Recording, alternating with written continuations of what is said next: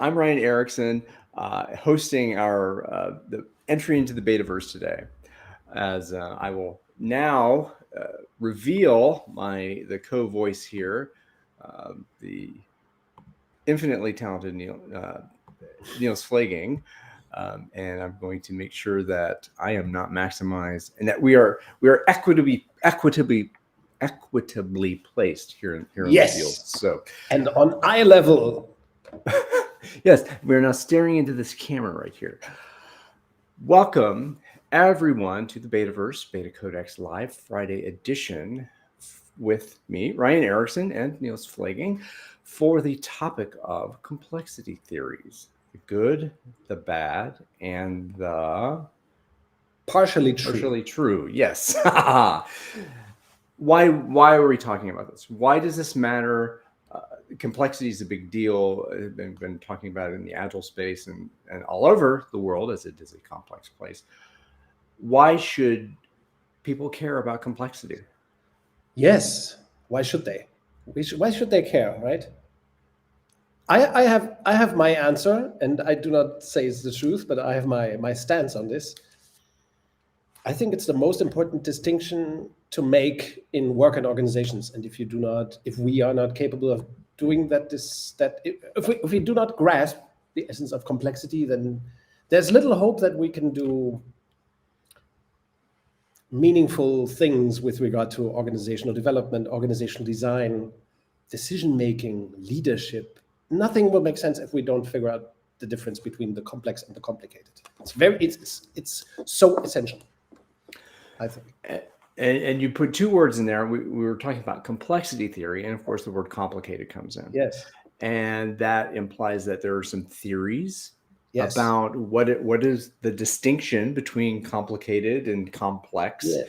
And if you might draw a bit on the whiteboard and kind of say a bit about that. And you just give me a good. I mean, I think we would talk about two circles, two colors today, right? The complicated blue and the complex red. But first of all, I think I should tell a little story, something that happened to me this week, at the beginning of this week. I was on LinkedIn. Somebody got in touch with me, very reasonable guy associated to Agile, and he said, "I'm currently developing my own complexity model." And I was like, but I asked him about it, and he showed me what he's doing, and he came up with his own complexity theory. I mean, the title of our session here is Complexity Theories, but here's the thing. There shouldn't be several. We shouldn't have complexity theories, I think. I'm not sure why we have several. There should be one. It's like in physics, right? If you have several, one is dumb. Several theories about certain things. Right? One should go on the garbage heap of history and stay there forever. Should be forgotten. What's true and what's false, or what is what is truth, and how do you know? Yes. And is there supposed to be truth, or as some probably would react like, okay, if there are two theories, maybe it's like black and white, and the middle ground would be correct, but it's not like that in complexity theory. Of course, we will not try to convince anybody. We can only advocate a stance and some rigorous scientific concepts here. That's the only thing that we can do, and this for me is the only complexity that we need. Yeah, I would argue, just to stir up the debate a little bit, here for our audience and for ourselves. I would argue that any complexity theory that goes beyond this distinction of complicated, complex, blue and red, as we will call them during this session as well, anything that goes beyond that is utter bogus nonsense quackery. Yeah, shouldn't be legitimate. Shouldn't be considered legitimate theory. It's flawed. Yeah. So why do we want to get into why complicated and complex first? I would say, again, before we started talking, before I learned about the red and the blue and started to use that language for the folks that I talk with, that there were distinctions between what's clear, what's simple, what's complicated, and why is that quackery? Yes, because there's so many models We all know that there are some models that claim that there is the complicated and the complex, and then there is the simple and the chaotic. Ralph Stacey brought up this idea in one article, foolish article of his. He placed a graph distinguishing between, I think it looked more or less like this, spheres, simple, complicated, complex, chaotic, something like that. Yeah. So that he left the genie out of the bottle. I think Ralph Stacey is to blame for everything. He's not, of course. I think he fairly quickly he recognized that this was not a good idea, because it suggests, this kind of graph suggests that complicated is more than simple, complex is more than complicated, and chaotic is more than complex, and that's just utter bogus. Here's the counter. Of course, I do not expect anybody to believe, and this is supposed to be a discussion, because again, I believe that this distinction is the most important distinction in the realm of work and organization. There's nothing more important to know than this distinction. Highly important. How to deal with complex problems, how to deal with complicated problems, how to deal with complex systems, how to deal with complicated systems. It's very important. So what is the distinction? How would you define that for someone who has no idea? They just think everything is it's all complicated or it's all complex, and they have no distinction between them. Yes. How do you make that distinction? So let's start from ground zero, right? Ryan, by the way, have you ever told your wife, honey, you are so complicated? I probably have, yes. I probably have as well. And of course, that's scientifically nonsense. Honey, our loved ones at home, in general, people are not, as long as they are alive, of course, they are not complicated, because complicated is dead. So we shall only say, honey, you are so complicated if she is in the fridge, the freezer. But then we wouldn't say that at all, right? Then we would say, no, you are simple. Honey, you are so simple. Because simple, oh my God, this is the strangest way of explaining this distinction, but it's scientifically accurate. Something dead is complicated. Computer, watch, plane, car, machine, dead, complicated. Yes? Why is that? Why is dead complicated? Why is that? Yeah. Russell Eckhoff, by the way, he was the best, of course, to explain this difference. He didn't use this color language. That's the only slight deviation that I think we should allow ourselves. But fundamentally, Russell Eckhoff would have explained it this way. Both kinds of systems can have many parts, like honey, who is complex. Honey, loved ones, children, family, and so on, living things. They have many parts. And complicated systems like my watch here, or computer, or plane have many parts. But here in the realm of the complicated, the relationship between the parts does not change. Otherwise, the thing is kaputt. Right? That's one of the few German names that everybody knows. Kindergarten, Zeitgeist, and kaputt. I think that everybody understands that, right? Broken system. But a complicated thing, if it works, the interactions, complicated systems are exact, reliable, precise, like a watch, right? A computer, a software. All these things are complicated. No complex software in the world exists. Not in the real world, only in the realm of sci-fi do complex machines exist. We might get to that in a minute, yes? So this is really, is this a complexity model? I do not even know. It's just what we know. This is what we know about complexity and complicatedness. They are fundamentally different, yes? Because in the realm of the complicated, we have repetition, we have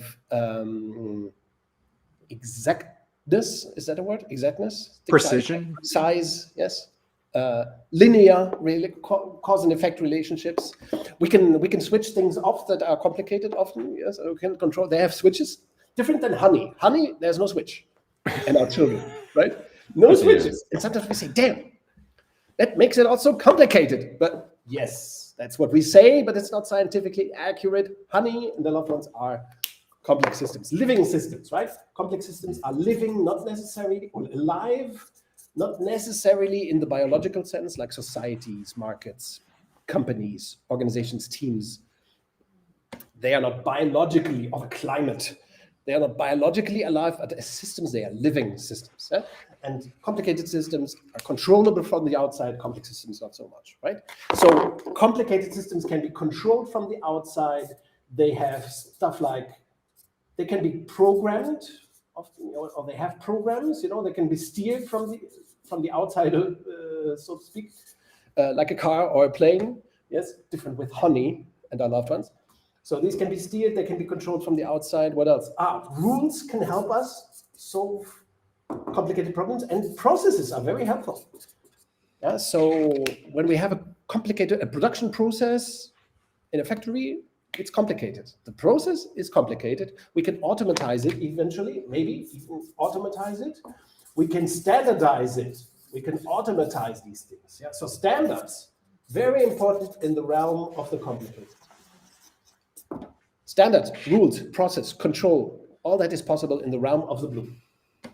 Well, and this to me also, one thing that I'm noticing, that all of those things in the blue, there's no concern for agency, decision making. There's that a complicated, well, by its nature, because it's dead, it doesn't have agency. Yes. It cannot make decisions for itself. It does not have a soul. You don't need decisions. What do you need? Rules. In the realm of the complicated, there is right and wrong. You can err, because you might lack something that's fundamental to solve complicated problems. What do you need to solve a complicated problem? You need a set of rules. You need definitions. You yes. And so to have rules, definitions, standards, processes, how is that called? To have it, it's called knowledge. In the realm of the complicated, knowledge helps you solve problems. You have knowledge about the process, knowledge about you buy a piece of furniture from IKEA that needs to be assembled, and there's a description, a recipe, and you follow it, and it works. If you deviate, not so much. Yeah? You need knowledge and respect it. Yeah? So in the realm of the complicated, problems can be solved with knowledge. And here's a very important thing which dequalifies all these quackery, bogus complexity models that claim that simple is a separate thing. No, simple is not a separate domain or thing. Simple is when you possess knowledge of the complicated, then things turn simple. Or as we say in science, they turn trivial. Trivial. So there's no domain of the simple. Simplicity is in the eye of the beholder who knows things. People with knowledge find the complicated simple. How do you make a cake? How do you cook a certain dish?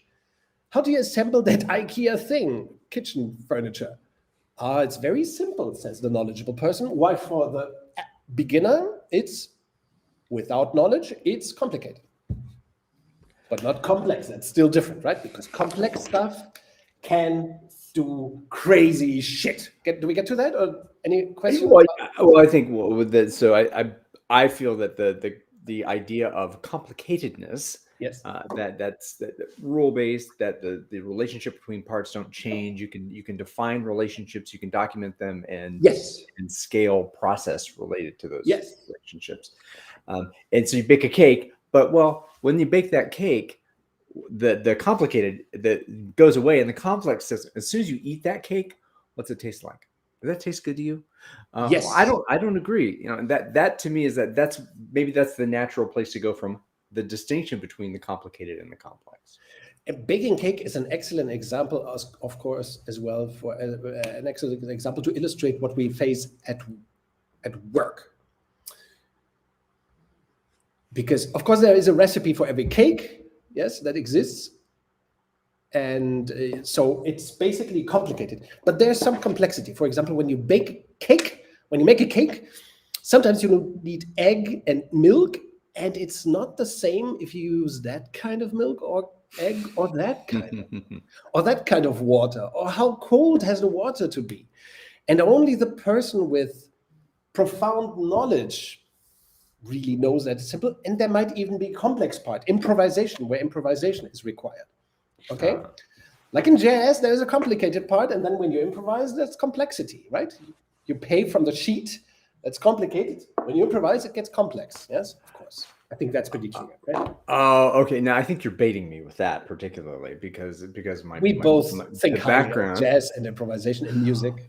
Yes. Well, yeah. Well, the notes, the song sheet, the lead sheet, you can write that down. You can put it on paper. You can do all that stuff, and then and then as soon as it gets in the hands of those the carbon units, those random carbon things that are complex, then the Like us. change and the magic, then the multivariate Yes. stuff happens. Yes, which is why in a jazz band or an orchestra, the work usually has complicated components and complex. The complicated in an orchestra or a jazz ensemble is the sheet music, but then there is interpretation and style. And Miles Davis will tell you right at the start of the song that no, today we do this and that, and it deviates totally. So there is complexity in work. Usually, in every work problem that you face, it's not just complicated or just complex. There are bits and pieces that are complicated and complex. For example, if you want to develop software, that's predominantly Complicated, of course.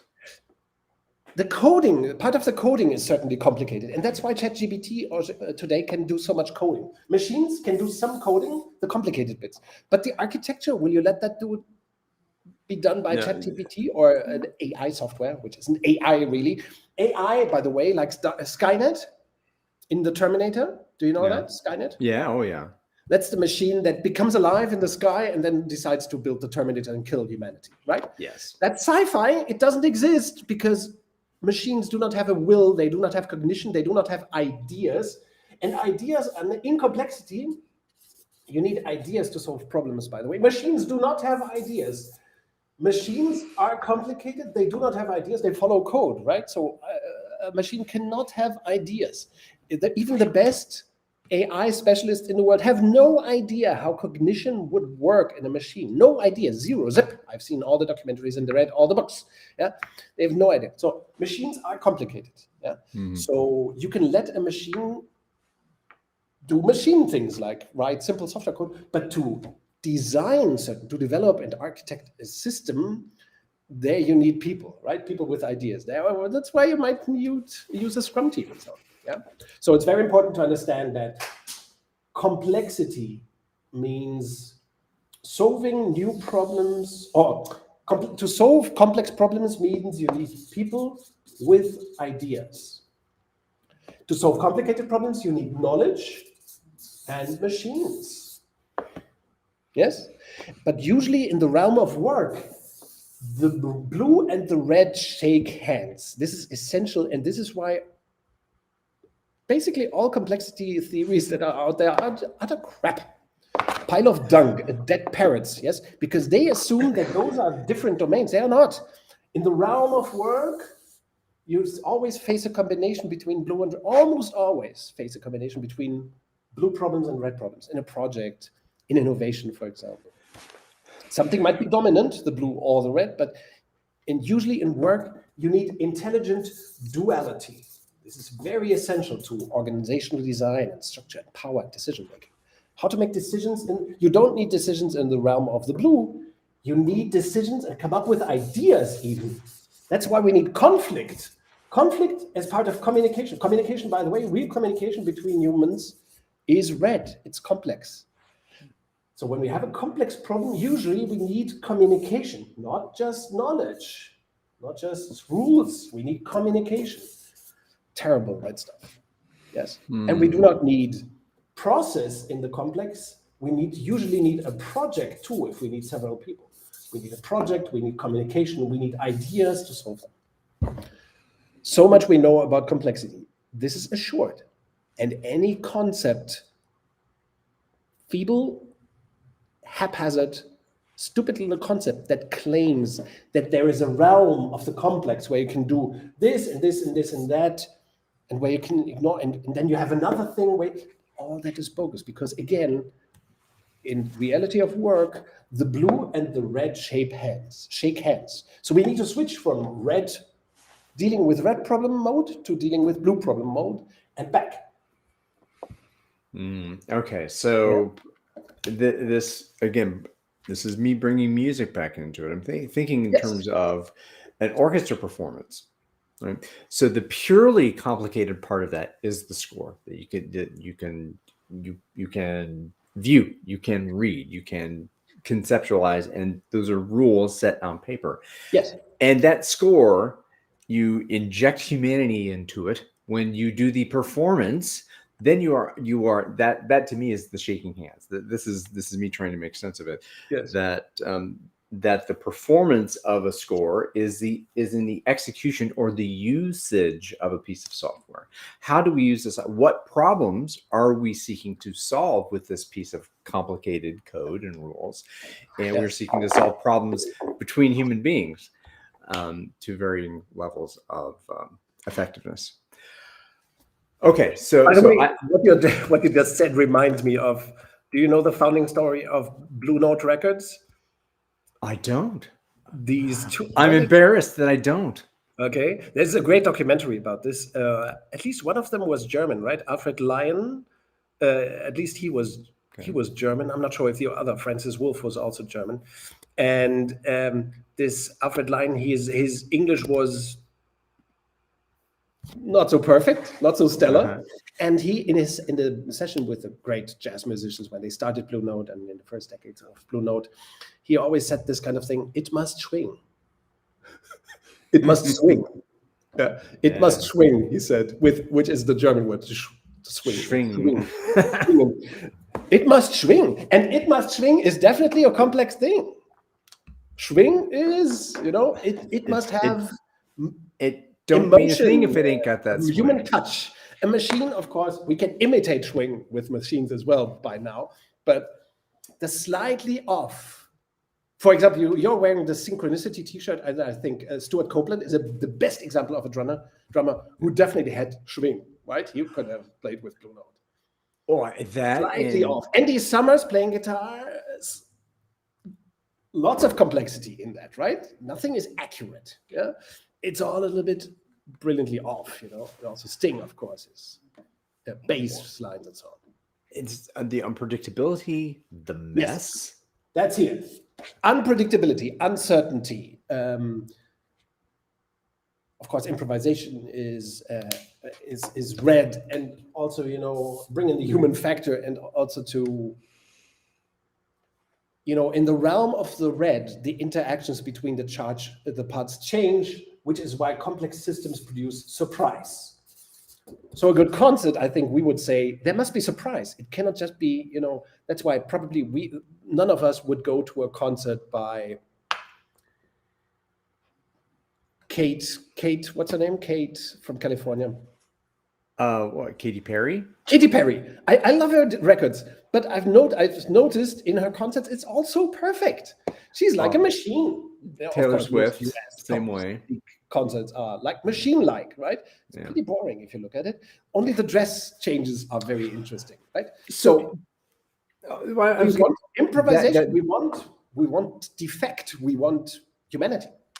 Well, that's how much humanity do you want? Do you want to witness the humanity happening on stage, or do you want to experience the humanity of the people around you who, oh yeah, I love this, or I'm singing to it, that you're experiencing that it's in the audience, but it's not on stage. It's watching a recording, right? Yes. It's watching a recording, and that there's a sense of it, but in the performance, in the creation, in the work, doing the work is the dance between the complicated and the complex. And of course there are organizational systems that tend to suppress complexity and idea generation and creativity, and they are under complex by design, which are that they suppress complexity, so you get a machine-like organization. That's what Taylorism fundamentally did to organizations over time, right?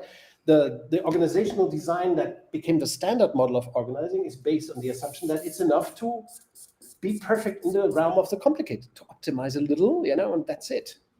And not so many ideas, and not so much thinking. Now, if you want to have an organization that is strong on thinking and creation and liberty, you need high levels of self-organization. Well, and that is why this distinction matters. One of the reasons why this distinction matters. Well, because in that time, in the early 20th century in the Western world, the need to mass produce, right? There's a need, and in order to effectively mass produce, and this I think is the bathtub that you're talking about. Yes. That's kind of code word for those who are in the betaverse. Yes. But the idea of, well, the world wasn't quite moving as fast and things were changing, but there was a consistency of demand. The communication wasn't that fast as it is now. So yes, so you can competition wasn't as fierce. Markets were maybe globalized, but not saturated and globalized at the same time. So a lot of things happened, right? Yeah.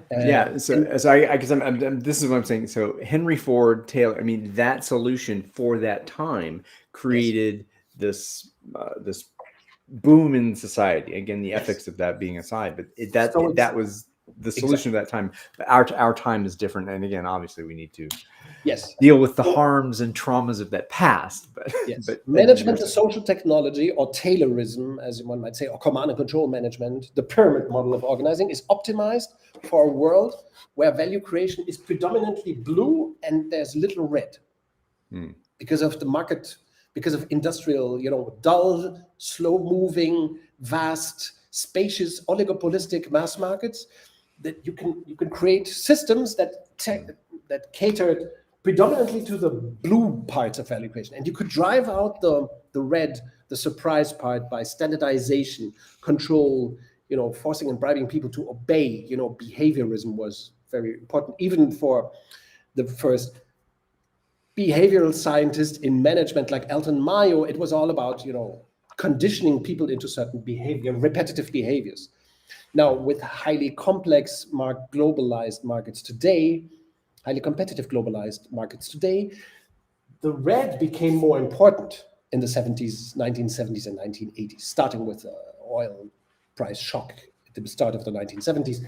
So much of the blue, the repetitive stuff, the complicated stuff in work, it was trivialized so far that we have automatized. Of course, the automatization goes on and on and on into software, and now AI, as we call it. Yeah. So we automatized a lot of the blue repetitive stuff, work. It went away out of the realm of human work. And the red parts became more important. Stuff like customer satisfaction, customization, mass customization is something that Toyota figured out how to do in the 1950s and 60s, when it wasn't even relevant and became relevant in the 1970s and 80s. So the red, customer centricity, as some people call it, innovation, capability of innovation, all these are red qualities that have become dominant. It's not the only thing in work. We also have encounter blue complicated problems, but red has become dominant in value creation, right? At least in the 1970s or 80s. The world changed, red became dominant. Much of the blue was automatized away, processized and automatized. So today, the Tayloristic model of organizing looks awkwardly out of time, out of kilter with today's higher levels of complexity in markets and value creation. So we need a different model. We really need a complexity robust model of organizing, where all the actors, not just the top of the pyramid, thinks, but where every unit in the organization, in the periphery and in the center, thinks and acts. Does that make sense? Well, it makes sense to me. So to be in denial about complexity and this difference between the blue and the red is just ignorant. Yeah? It's a tough thing. Otherwise, you remain a Taylorist, but Taylorism went to the garbage heap of history a long time ago, 40, 50 years ago. Yeah? Hopelessly out of kilter with today's time. The other thing that when this word comes up, the word complexity comes up, I often see it with the verb coming in front of it, manage, to manage complexity. Yes. It would seem to me that complexity is that. What do you manage in complexity? How is that even possible? What do you say to someone who's saying, "I'm doing my best to manage complexity"? Well, what is that? I would say learn your language.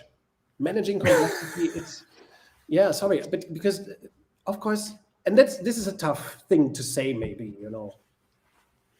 acquire better words.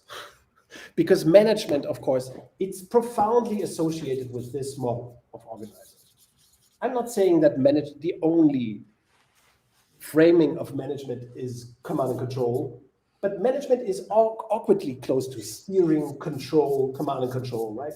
So at least I recommend to call this model management.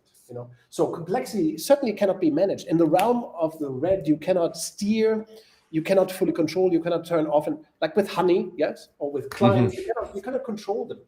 No management possible. Impossible to manage. So we need better words in the realm of the complex. Yeah, deal with complex problems. Decisions. I think decisions are. It's not even the best word here. We should not call decisions. We should call them agreements, maybe.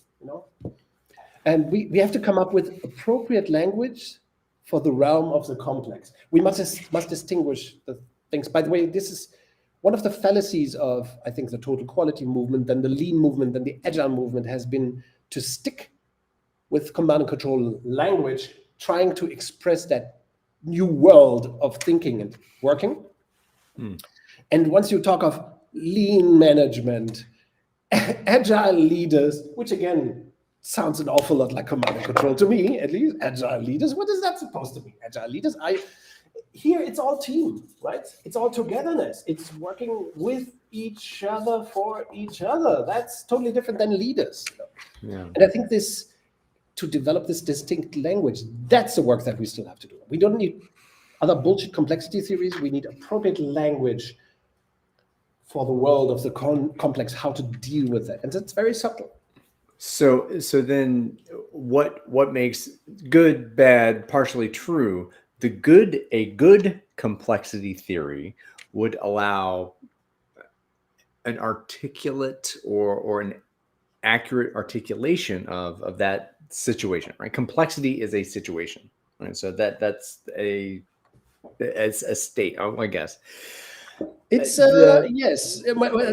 So I'm struggling with the language myself to translate. Is it possible to understand complexity? What can be understood in the domain of the red? Well, a lot can be understood because, of course, many people confuse complexity with other things like laissez-faire or total lack of patterns or chaos. It's not chaos. The chaotic is a specific type of complexity. Yes. My preferred example is, imagine a cup of coffee or a glass of coffee. Yes, you have coffee here, and then you put milk in it. The way that the milk and the coffee will interact and mix, that is a chaotic process. It cannot be repeated. It follows no script and no rule. Yeah, it is chaotic in the sense that you can not describe how the two will mix, but you know that in the end you will have milk coffees mixed, and it will both be in the cup it will both be in the vessel. Yeah? You can't take the milk out of coffee once you put milk into it. Yes, you cannot make it. You cannot return it. Put it back. Take it out. Yeah, it's impossible. I want less milk in the so no, just put that's coffee hard. in. Yeah, exactly. That's hard. Yes. So you cannot go back, and you cannot control. And if you would repeat the same thing, it wouldn't be the same. Yes. So because the way the two liquids mix will be different every time. Now, and this is even in the physical realm of the physical, that is true. It will, on the micro level, it will be different every time. So chaotic, in the realm of the chaotic, you can only predict the end state. Like in Jurassic Park, which is a novel about complexity, chaos theory, that the complexity theorist in the first movie and in the last movie, actually, played by Jeff Goldblum, another jazz musician, he predicts that the dinosaurs will escape, most certainly, and that they will even multiply and so on. But a complexity theorist or a chaos theorist doesn't know how that will unfold. You only know the end state. That's chaotic. Right? So the chaotic is it's like a speciality or a special thing in complexity. It's not a separate domain, and this is very important. Every complexity model that claims that there is a domain of the chaotic is a bullshitter and a quack. Why? Because organizations and work do not know chaos. There's no chaos no relevant chaotic bits and pieces or domains in the realm of work.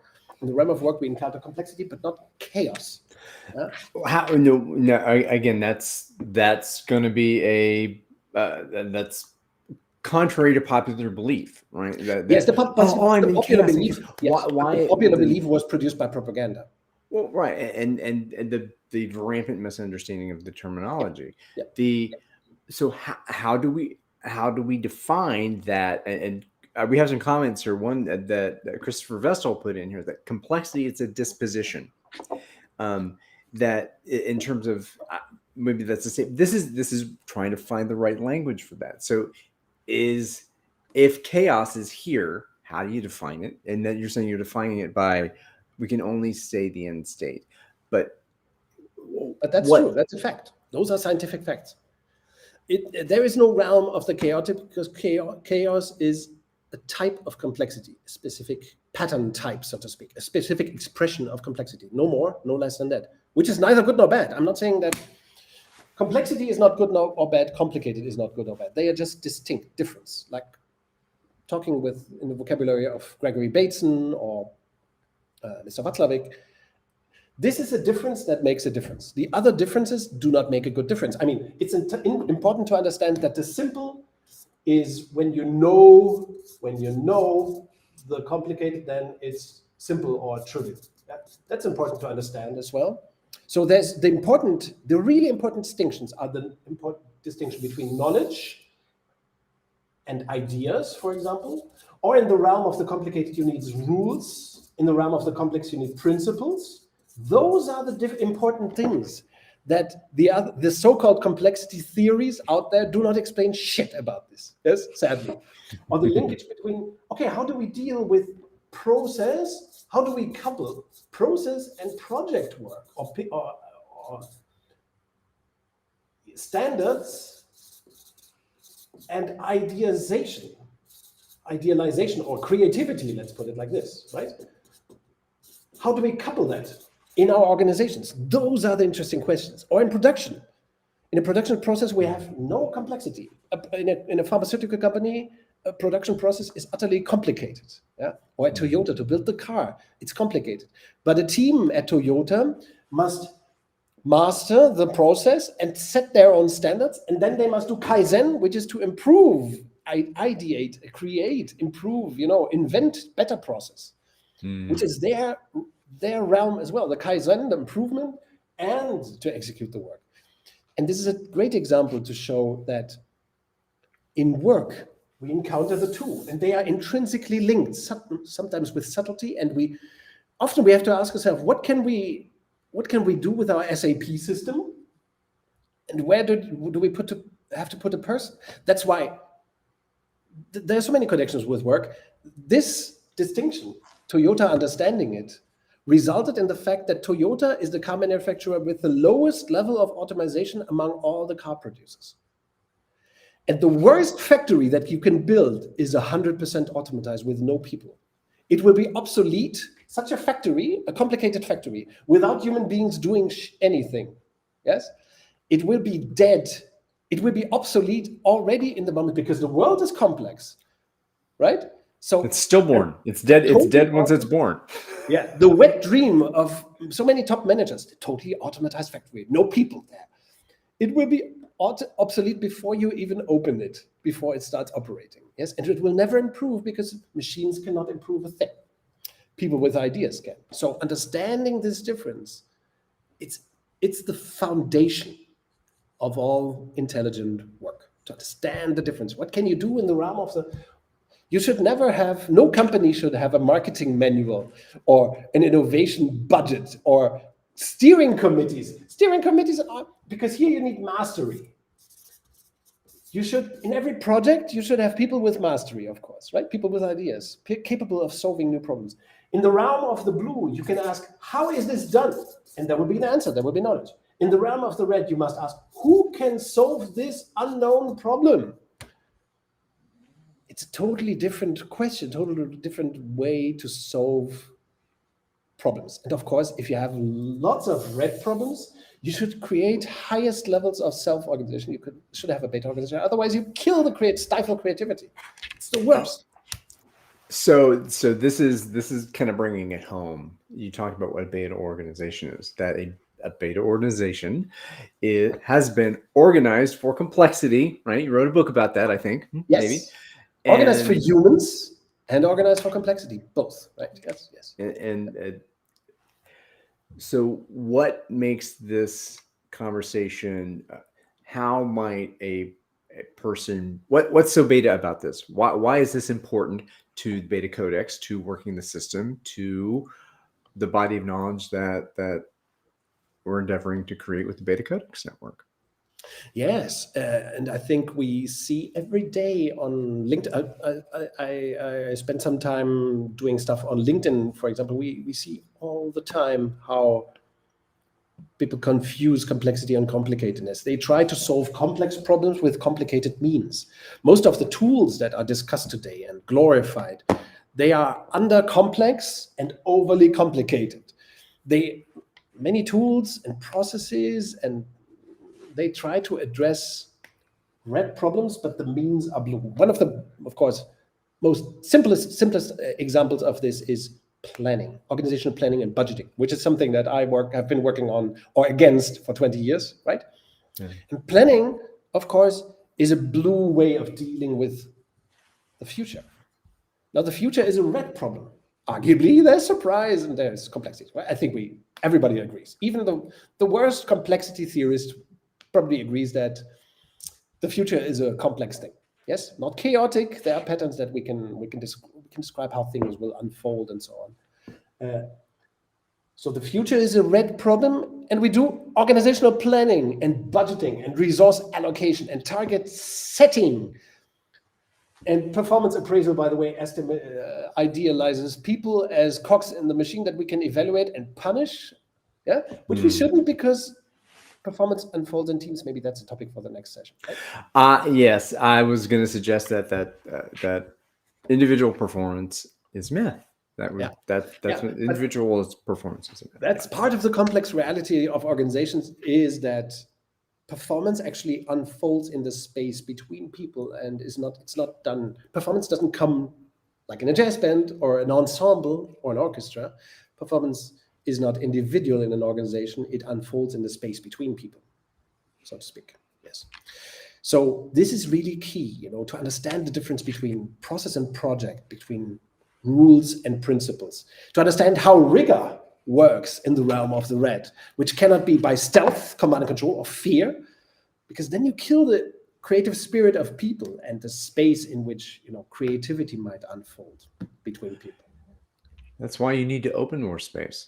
Yes, that's why open space, by the way, is the greatest. I think it's unlikely that we will ever figure out a greater method for large group interaction and communication, because it has a minimum of rules, none really. It has principles, yes, yeah. And it's anybody who has ever participated in a real open space knows that it's a hard thing to feel that you are thrown back to your own individuality, your own complexity, and you become enslaved to your own emotions, and so it's crazy.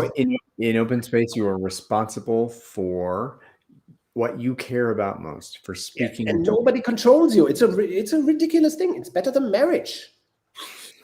This is actually going to be recorded and put out. Okay. Oh my God! Now when Silke sees that, there will be stress at home. No, this was of course a joke, but it's you have no boss, and this is really true for beta organizations as well. The market becomes the boss, the client becomes the boss. For the center, the periphery becomes the boss. It's not. In the realm of the blue, centralized steering makes total sense. In Taylorism, 100 years ago, I admire Frederick Taylor's work. It was brilliant at the time. It was inhumane, slightly inhumane. It wasn't perfect, And of course, Mary Parker Follett had a much better idea at the time about how organizations would work.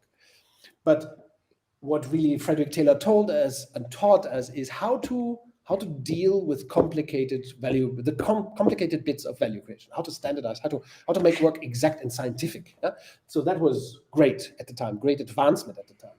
Now we have to deal with a more complex reality, and we have to build organizations so that external market complexity can be countered by value creation complexity, balanced in a way a beta organization uses complexity, absorbs it, and can dominate markets even. Like that's what Toyota and Handelsbanken and Gore and so on and others have done, innovating better, serving, being more adaptive and leaner, of course, less wasteful.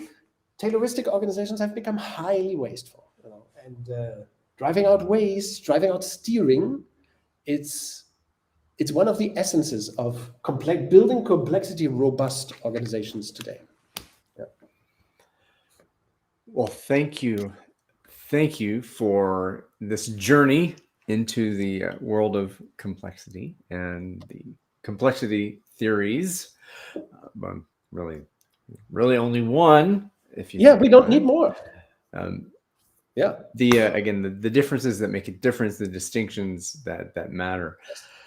Yes. For those of you out there who may be watching, we're going to put a link in the chat. I've done so on YouTube. I'll put it out there again on LinkedIn. Niels and I will hang around for a few minutes if you choose to join us. Yes, we would be happy to, right? Yes, on again, if this is May 19th, 2023, 1:46 p.m. on the East Coast, you could do that. But again, if you're watching this after the fact, not. So, Niels, thank you very much for joining us. Us being the world at large. Do you have any words to share before we end the stream and go private? Oh yeah, one thing. Frameworks are evil. Let's fight our frameworks. Don't teach frameworks. Frameworks are complicated bullshit, and in the realm of the complex, don't use framework. They are devils, like agile scaling and so on. All terrible. All of them. So don't preach frameworks. Don't preach complexity theories that go beyond this, because it's treacherous. We make the world a worse place, and we shouldn't do that. We should enlighten people with this.